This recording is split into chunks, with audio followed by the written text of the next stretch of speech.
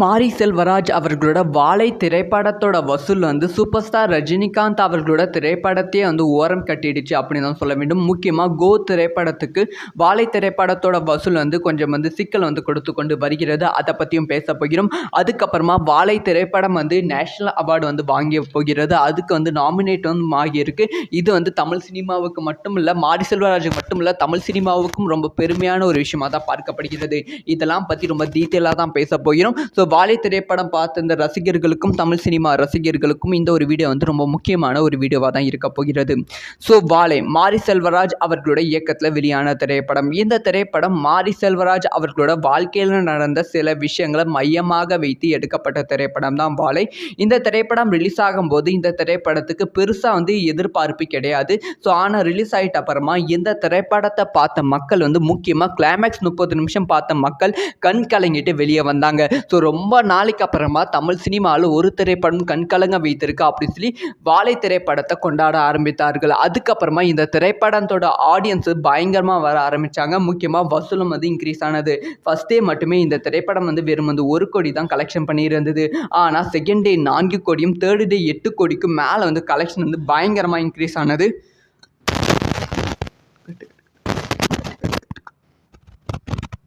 யாருமே எதிர்பார்க்காத அளவு வந்து வெறும் வந்து 7 நாட்கள் முடிவில் வாழை திரைப்படம் வந்து 14 கோடி ரூபாய் வசூல் சாதனை வந்து படைத்திருந்தது. இது மிகப்பெரிய மைல்கல் அப்படின்னும் பார்க்கப்பட்டது. அதுக்கப்புறமா வந்து உலக அளவில் 10 நாட்கள் முடிவில் 28 கோடி ரூபாய்க்கு மேலே வந்து வாழை திரைப்படம் வசூல் செய்தது. ஸோ அதுக்கப்புறமா வந்து தளபதி விஜய் அவர்களோட கோ திரைப்படம் வந்தது. ஸோ கோ திரைப்படம் வந்ததால் வாழை திரைப்படத்தோட ஸ்க்ரீன் கவுண்ட்டை வந்து கொஞ்சம் ஸ்டாப் பண்ணிடுவாங்க அப்படின்னு தான் எதிர்பார்க்கப்பட்டது. ஆனால் கோ திரைப்படம் ஓடிக்கொண்டு இருக்கிறது. இப்போ வந்து வாழை திரைப்படம் ஓடிக்கொண்டிருக்கு. வாழை திரைப்படத்தை எந்த ஸ்கிரீன்லையும் தூக்காம கோ திரைப்படத்தை வந்து வாழை திரைப்படம் தவிர மற்ற திரைப்படம் போட்டு இந்த ஸ்கிரீன்ல வந்து தூக்கிட்டு கோ திரைப்படம் போட்டாங்க. ஸோ ஆக மொத்தத்தில் வந்து இப்போ வாழை திரைப்படம் கோ திரைப்படம் திரையரங்குகளை ஓடிக்கொண்டிருக்கு. வாழை திரைப்படம் இது வரைக்குமே எவ்வளவு வசூல் செய்திருக்குன்னா 42 கோடிக்கும் மேலே வந்து வசூல் செய்திருக்கு. தமிழகத்தில் மட்டுமே 36 கோடியும், ஸோ ஃபாரின்ல அதாவது ஓவர்சீஸில் மட்டுமே இந்த திரைப்படம் வந்து 6 கோடிக்கும் மேலே வந்து வசூல் செய்திருக்கு. இது மிகப்பெரிய வசூலாக வந்து பார்க்கப்படுகிறது. ஏன்னா வந்து இந்த திரைப்படத்தோட மொத்த பட்ஜெட்டை வந்து வெறும் வந்து 4 கோடி ரூபாய். 4 கோடி ரூபாயில் தயாரிக்கப்பட்ட ஒரு திரைப்படம் 45 கோடி 42 43 கோடிக்கு மேலே வந்து வசூல் செஞ்சிருக்கு அப்படி சொல்லி பயங்கரமாக பாராட்டி கொண்டும் வருகிறார்கள். இந்த ஒரு வசூல் வந்து சூப்பர் ஸ்டார் ரஜினிகாந்த் அவர்களோட திரைப்படத்தோட வசூலை விட அதிகம் அப்படின்னு சொல்லப்படுகிறது. அதாவது சூப்பர் ஸ்டார் ரஜினிகாந்த் அவர்களோட கடைசி திரைப்படம் அது. இதுக்கு முன்பு அந்த திரைப்படம் லால் சலாம் வந்து ஒரு மிகப்பெரிய தோல்வி திரைப்படமாக அமைந்தது. 90 கோடி பட்ஜெட்டில் எடுக்கப்பட்ட அந்த ஒரு திரைப்படம் வந்து வெறும் வந்து 40 கோடி ரூபாய் மட்டும்தான் வந்து கலெக்ஷன் பண்ணியது. சூப்பர் ஸ்டார் கெரியர்ல வந்து ரொம்ப மோசமான திரைப்படமா அந்த திரைப்படம் வந்து பார்க்கப்பட்டது. இப்போ வந்து லால் சலாம் திரைப்படத்தோட வசூலை வந்து ரொம்ப சுலபமாக வந்து பிரேக் பண்ணியிருக்கு. ஸோ வாழை திரைப்படம் 45 கோடி ரூபாய் கலெக்ஷன் பண்ணி லால் சலாமா ஓரம் கட்டியிருக்கு. அதே மாதிரி கோ திரைப்படத்துக்கு வாழை திரைப்படம் டஃப் கொடுத்து கொண்டும் வருகிறது அப்படின்னு சொல்லப்படுகிறது. கோ திரைப்படம் நன்றாக ஓடிக்கொண்டு இருந்தாலுமே வாழை திரைப்படத்துக்கு ஆடியன்ஸ் கவுண்ட் வந்து கொஞ்சம் கூட கம்மியாகல. ஆடியன்ஸ் வந்து கொண்டு இருக்கிறார்கள். அந்த திரைப்படத்தையும் கொண்டாடி கொண்டு இருக்கிறார்கள் அப்படின்னு சொல்லி திரையரங்க உரிமையாளர்கள் செம ஹாப்பியில் இருக்காங்க. இதெல்லாம் ஒரு புறம் இருக்க, இன்னொரு புறம் வாழை திரைப்படம் வந்து எக்கச்சக்கமான அவார்டு வந்து நாமினேட் ஆகியிருக்கு. முக்கியமாக இன்டர்நேஷனல் ஃபிலிம் அவார்ட்ஸில் வந்து வாழை திரைப்படம் நாமினேட் ஆகியிருக்கு அப்படின்னு சொல்லப்படுகிறது. ரஷ்யாவில் நடந்த இன்டர்நேஷனல் ஃபிலிம் ஃபெஸ்டிவலில் வந்து வாழை திரைப்படம் வந்து ஸ்க்ரீன் பண்ண போகிறாங்க அப்படிங்கிற செய்தி வந்து கிடைத்திருக்கு. இது வந்து தமிழகத்தில் ரிலீஸ் ஆன ஃபஸ்ட்டு திரைப்படம் இந்த ஒரு அங்கீகாரம் பெற்றிருக்கு அப்படின்னு சொல்லப்படுகிறது.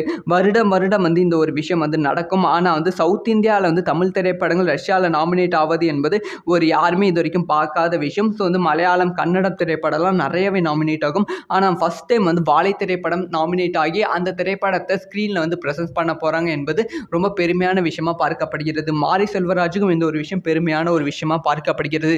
ஒருவேளை இந்த ஒரு அவார்ட் ஃபங்க்ஷனில் வாழை திரைப்படம் வின் பண்ணிடுச்சுன்னா அது வந்து ஒரு பெரிய சாதனையாக, சரித்திர சாதனையாக பாராட்டப்படும். தமிழ் சினிமாவுக்கு பெருமையாகவும் இருக்கும். ஸோ இதை பற்றி உங்களோட ஒப்பீனியன் என்ன அப்படிங்கிற விஷயம். மாரி செல்வராஜ் அவர்களோட வாழை திரைப்படத்தோட வசூல் வந்து சூப்பர் ஸ்டார் ரஜினிகாந்த் அவர்களோட திரைப்படத்தையே வந்து ஓரம் கட்டிடுச்சு அப்படின்னு தான் சொல்ல வேண்டும். முக்கியமாக கோ திரைப்படத்துக்கு வாழை திரைப்படத்தோட வசூல் வந்து கொஞ்சம் வந்து சிக்கல் வந்து கொடுத்து கொண்டு வருகிறது. அதை பற்றியும் பேச போகிறோம்.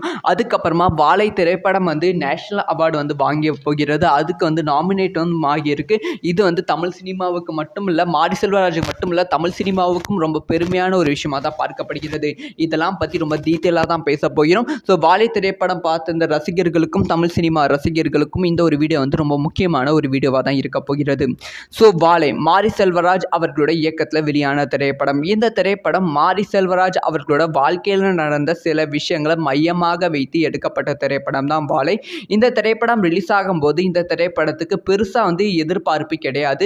ஸோ ஆனால் ரிலீஸ் ஆகிட்ட அப்புறமா இந்த திரைப்படத்தை பார்த்த மக்கள் முக்கியமாக கிளைமேக்ஸ் 30 நிமிஷம் பார்த்த மக்கள் கண் கலங்கிட்டு வெளியே வந்தாங்க. ஸோ ரொம்ப நாளைக்கு அப்புறமா தமிழ் சினிமாவில் ஒரு திரைப்படம் கண் கலங்க வைத்திருக்கு அப்படின்னு சொல்லி வாழை திரைப்படத்தை கொண்டாட ஆரம்பித்தார்கள். அதுக்கப்புறமா இந்த திரைப்படத்தோட ஆடியன்ஸ் பயங்கரமாக வர ஆரம்பித்தாங்க. முக்கியமாக வசூலும் இன்க்ரீஸ் ஆனது. ஃபர்ஸ்ட் டே மட்டுமே இந்த திரைப்படம் வெறும் 1 கோடி தான் கலெக்ஷன் பண்ணியிருந்தது.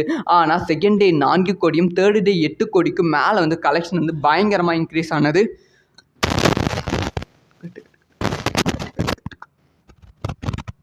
யாருமே எதிர்பார்க்காத அளவு வெறும் 7 நாட்கள் முடிவில் வாழை திரைப்படம் 14 கோடி ரூபாய் வசூல் சாதனை படைத்திருந்தது.